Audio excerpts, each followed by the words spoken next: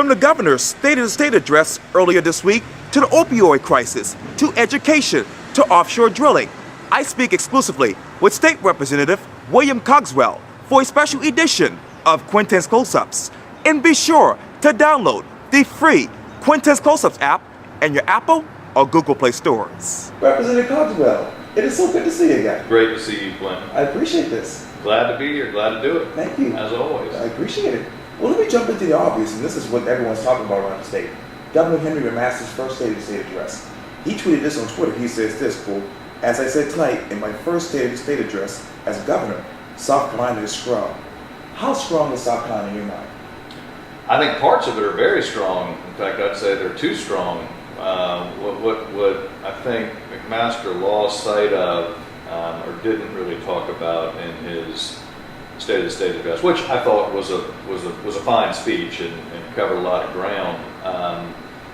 But you know, South Carolina is strong, but I think it's really only strong in a few pockets, and the rest of the state is really suffering economically, I think.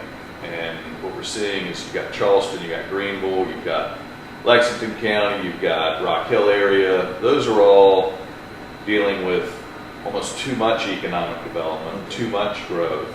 And then you have these other parts of the state that are desperate for economic development. So we really have, in the aggregate, a strong state, but I'm worried that it's an unhealthy situation given the overgrowth that's happening in some areas and the basically no growth that's happening, negative growth that's happening in the overwhelming majority of the state. Let me turn you to home, because another topic is offshore drilling. Sure. Everybody I talked to on both sides says no. Yeah. Where are you with this? I'm an absolute no. In fact, when the governor mentioned this in his State of the State address, he referenced the gold on the coast of South Carolina, and I stood up at that point and started clapping for him. I was only representative to get up out of my seat then, but I think it's worth noting the bigger picture on the value that we have in our coastline and our everything that it brings, its natural beauty, its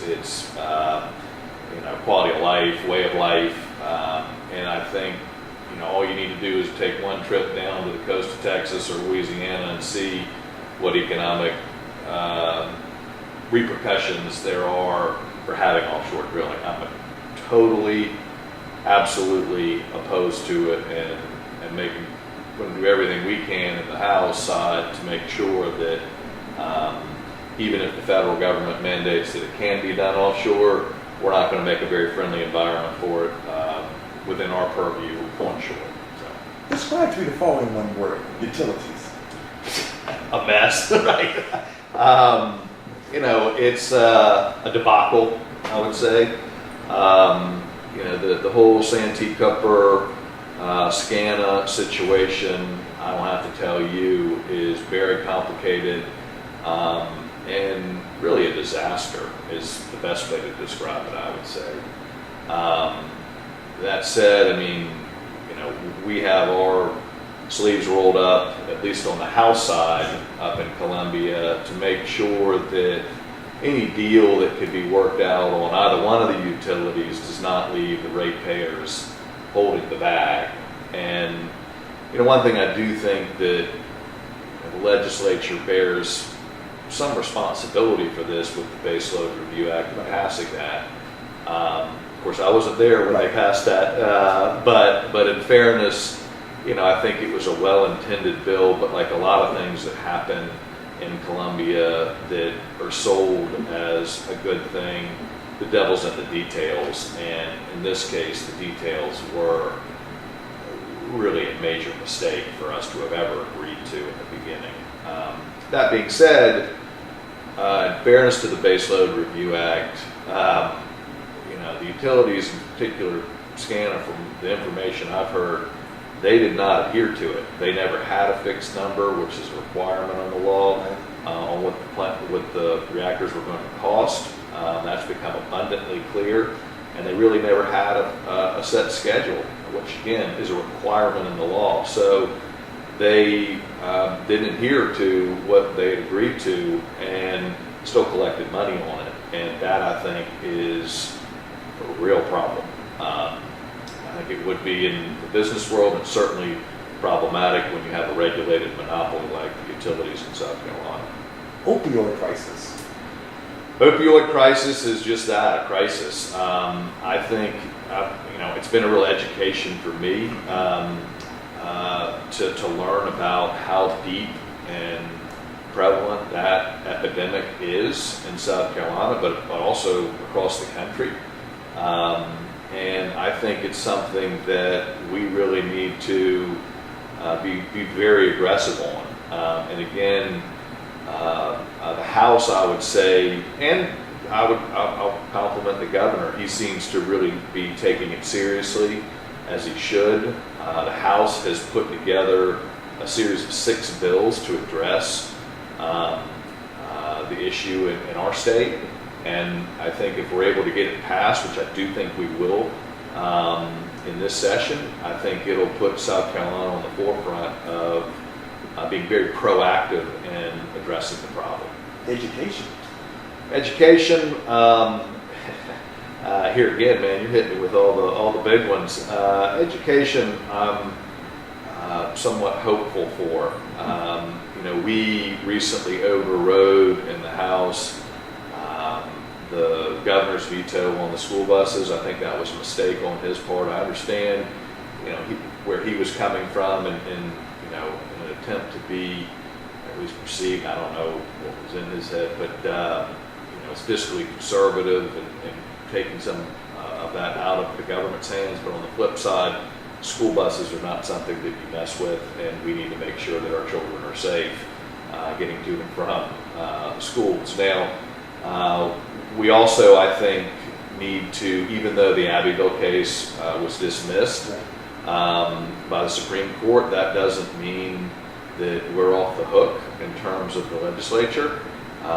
We owe it to the children across the state to provide them with not a minimally adequate education as what's currently defined in the state constitution, but really a superior education. And if we're going to continue to attract the type of businesses that are looking to locate here, we really need to get our education system in order. And that's on the K through 12, but it's also in terms of technical training in our technical schools and some of our colleges as well. Liberal arts education doesn't work for everybody, and I think that is one area where we've done well, especially in the past decade, teaching some really hands-on skills for not only younger students, but even people that are looking for a career change. So we're getting well known, I think, across the country within the business community as having not only a reliable and polite workforce, but now a skilled workforce, which is great. Yeah. I hate using but you've been in the House for 2 years now. Year and a half, yeah. Okay. I'm still wet behind the ears. Okay. How long do you want to continue this? Not very long. I mean, I'd say this. I don't see this as being a career for me. I've really enjoyed it. Our legislature is a part-time legislature, but that's a bit of a joke because it does require an exorbitant amount of time because our legislature runs our state. I mean, if you look at how lopsided our system of government is in this state, it's very unlike the federal government, where you have more of a balance of power between the 3 branches of government. Ours is, if you were to look at the scale, I mean, it's pretty much all the weights on one side, and that's the legislative branch. So we're dealing with operational issues, we're dealing with minute fiduciary issues. All the day-to-day operations really run through the legislature and the various committees, and it just requires a ton of time. And that's I think a very inefficient way of running a state government, and I hope with some other folks that I've been working with to change that. But getting back to your question, I have a day job that I really enjoy. I have a family that I enjoy hanging out with, and this is a big consumer of time, but it's one I'm very proud to do, excited to do. I'll continue doing it. I don't see me being there for forever by any stretch of the imagination, but there are a few things that I want to get accomplished.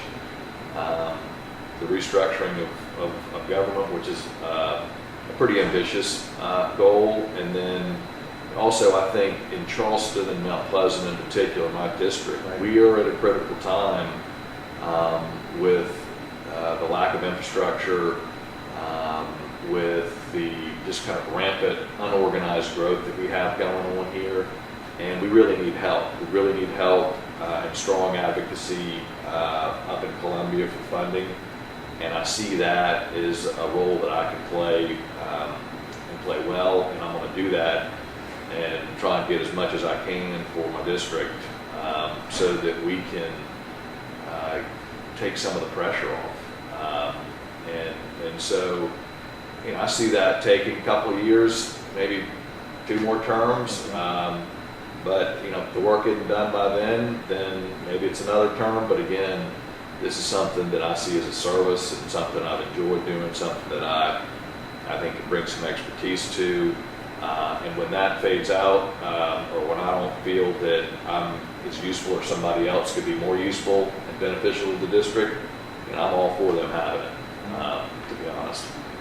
Representative William Cogswell, thank you so much for your time. I really appreciate it. Yeah, Quintin, love to see you, man. I appreciate it. Likewise. Yeah. Thank you.